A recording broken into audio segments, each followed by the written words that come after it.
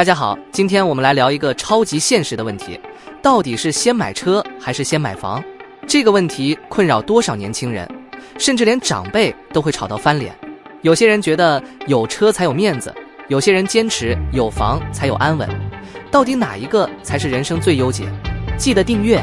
今天我们就用科学、心理学，还有一点点人性的黑暗面来解开这个世纪难题。第一，人性的盲点。先说说面子和现实。车是门面，房是里子。这句话听起来好像很有道理，但现实往往是人性就是爱撑场面。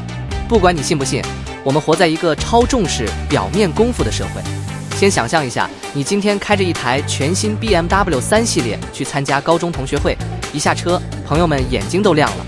哇塞，你现在混得不错哦！你不需要解释，车子已经帮你说话了。再加上你顺手甩个遥控锁车，哔一声，整个人自信度直接拉满。但如果今天你是骑着一台10年的二手机车到场，可能连你自己都会心虚一点。虽然你其实是有房贷的有壳族，所以说有些人先选择豪车，因为不需要说任何一句话，人们就会靠拢在你身边，为你嘘寒问暖，人际方面有优先权，做起事来比较简单，尤其是做和销售有关的业务。这就是人性的现实。短期的炫耀感比长期的安全感更容易影响我们。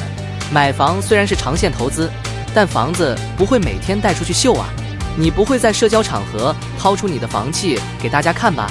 但车子就不一样，车是一个随时随地都能展现经济能力的象征，就像穿名牌戴劳力士，面子直接摆在那边，让大家自己去解读。更惨的是，有时候面子比现实更值钱。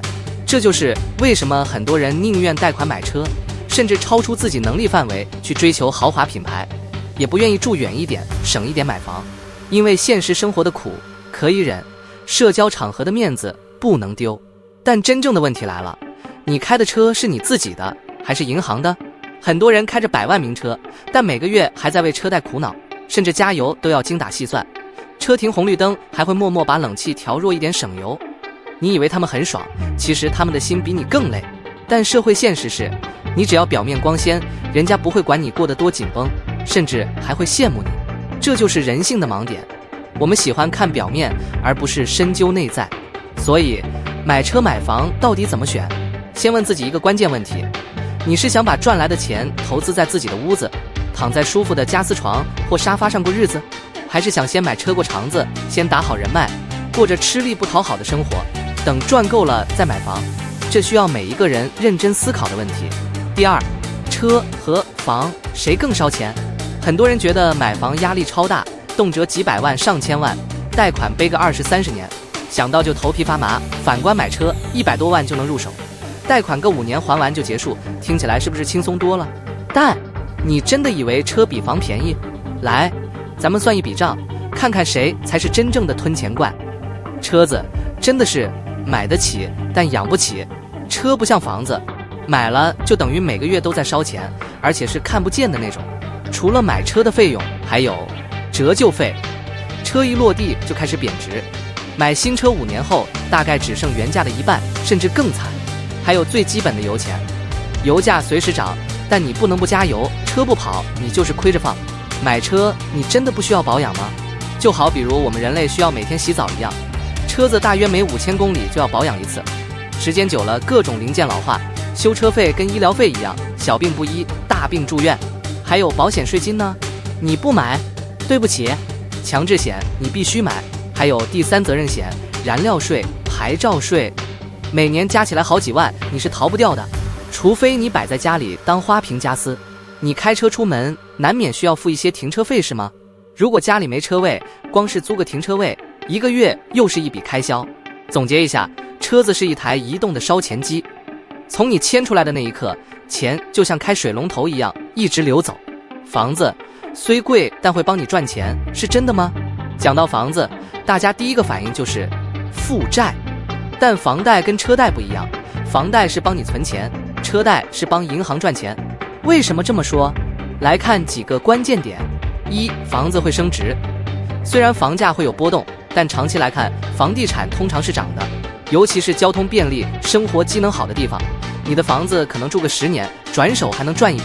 你们是不是真以为房价加上贷款利息就是你购买房子的净资产 No, no, no.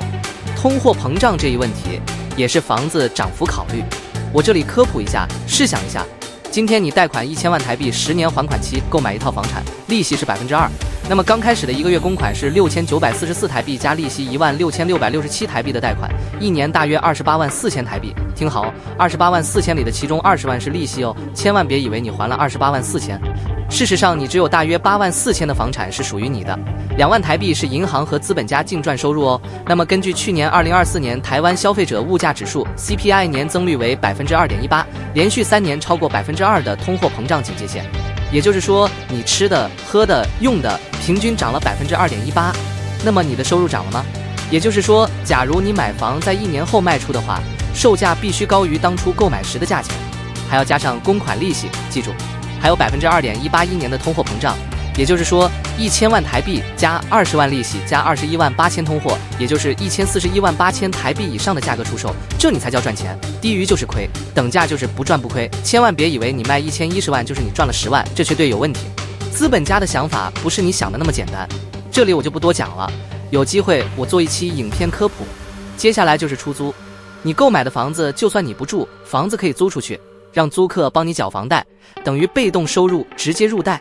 贷款的钱越还越值钱，房贷通常是20至30年，但通膨会让未来的钱越来越不值钱。你现在觉得房贷压力大，10年后可能轻松还得像缴水电费一样。所以，虽然买房的门槛比较高，但它是资产，长期下来能赚钱，甚至还能借钱再投资。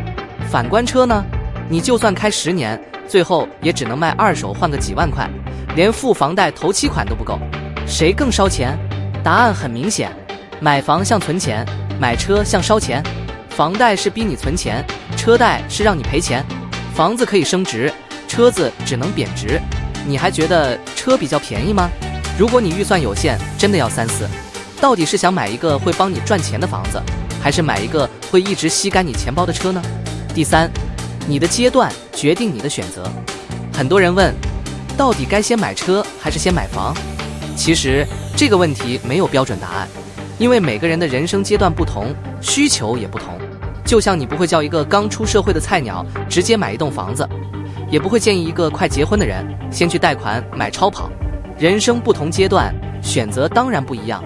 第一阶段，刚出社会的小菜鸟，30岁以下，这个阶段的你刚开始赚钱，存款可能还不到6位数，房价又高到怀疑人生，买房想都不敢想。这时候车子反而可能更有吸引力，毕竟通勤更方便。如果你的工作地点偏远或常常要跑客户，买车可能是刚需，不然天天挤公车搭捷运真的累死人。提升形象，现实很残酷，业务销售甚至工程师开车去见客户，真的比骑机车或搭捷运有气势。有些行业甚至默认你要有车才有机会接触大客户，增加生活弹性。有车就等于周末想去哪就去啊，约会、旅行，甚至临时要去买个东西，都比骑机车方便太多。这个阶段买车可以是加分项，但前提是你买的车不会让自己负债太重，切记别冲动贷款豪车，除非你的工作生活真的需要一台豪车，而不是纯粹为了耍帅。你可以关注有些二手豪车还是很有性价比的，有机会我会做一期影片讲讲。绝对，请别因为想撑场面硬去贷款买超出自己能力的车，不然每个月还车贷加养车，搞到生活品质下降，那就真的得不偿失了。除非你年轻有为。第二阶段，稳定发展中，30至40岁，这个阶段你的事业应该已经比较稳定，薪水也不再是吃土等级，甚至开始思考未来要怎么安稳定下来。这时候买房的需求就会变得越来越大。为什么？租房的钱不如拿去缴房贷，与其每个月帮房东缴房贷，不如直接买一间自己当房东。房子是资产，车是消耗品，存款越来越多，手上资金可以动用的情况下，先投资房子会比继续把钱烧在车子上更聪明。家庭需求，这个阶段很多人开始结婚生小孩，光是未来小孩要读书，要有安稳的生活环境，买房的重要性就远远超过买车。这个阶段买房会是更优先的选择，你已经存到一笔头期款，不会让自己压力太大，你的收入稳定，贷款不是问题，或者是你打算在某个地方长期定居，但要注意，别为了买房把自己逼到连生活费都快不够。你需要的是买得起，活得好，而不是买了房过得像难民一样。第3阶段，已经站稳脚步，40岁以后，到了这个阶段，你基本上已经有自己的房子，事业也趋于稳定，这时候买车的意义才真的合理，不是为了撑场面，而是为了享受生活，资金自由度更高，有房有存款，买车不会影响生活品质。这个时候你可以换一台更舒服的车，之前可能买的是代步车，现在可以买一台真的符合自己喜好的车，比如 SUV、休旅车，甚至是电动车，享受人生，不用再斤斤计较开销。这个阶段买车是锦上添花，是玩具，是体验，不再是必要负担。总之，看阶段，别硬撑。如果你是刚出社会的小菜鸟，买车可能更符合现实需求，但别冲动贷款豪车。如果你已经经济稳定，能存到头期款，先买房才是更聪明的选择。如果你事业有成，房子买好了，买车才是真的享受生活。简单一句话，先求稳，再求爽。第4，社会现实和个人需求。很多人想买车，也想买房，但现实常常狠狠甩我们一巴掌，让我们知道，想要的跟真正需要的往往是2回事。你可能心里已经有答案，但问题是，你选的是适合你的人生，还是被社会洗脑后的决定？社会有一套潜规则，别人怎么看你，有时候比你实际过得如何还重要。这也是为什么很多人明明月薪4万，却愿意贷款买一台200万的 BMW。同样的，也有人宁愿租房一辈子，也不想背房贷被绑住。现实社会会推着你去做别人期待的选择，但那个选择真的适合你吗？在职场，车可能比房更重要吗？现实是，如果你做业务、销售、顾问、创业等需要社交的工作，一台车比一间房更能提升你的形象价值。试想一下，你是房仲，带客户看房时骑机车的和开一台新车或豪车的，你觉得客户对你的信任感是不是直接不一样？第2种可能，你是业务，要跑单、见客户，一台体面的车是不是比搭捷运更有气势呢？第3种，你创业，见投资人时穿西装下车和从捷运站走出来，哪个画面比较像成功人士？相反的，假如你是那名客户或者是投资方，你会选择谁呢？欢迎留言讨论。先澄清，这不是歧视，而是现实。很多行业，体面的车真的能帮你加分，让别人觉得你专业、可靠、有能力。但反过来，如果你是上班族，固定在办公室，通勤捷运就能解决，那车就不一定是必要投资。还有在感情市场，房子可能比车更重要，你知道吗？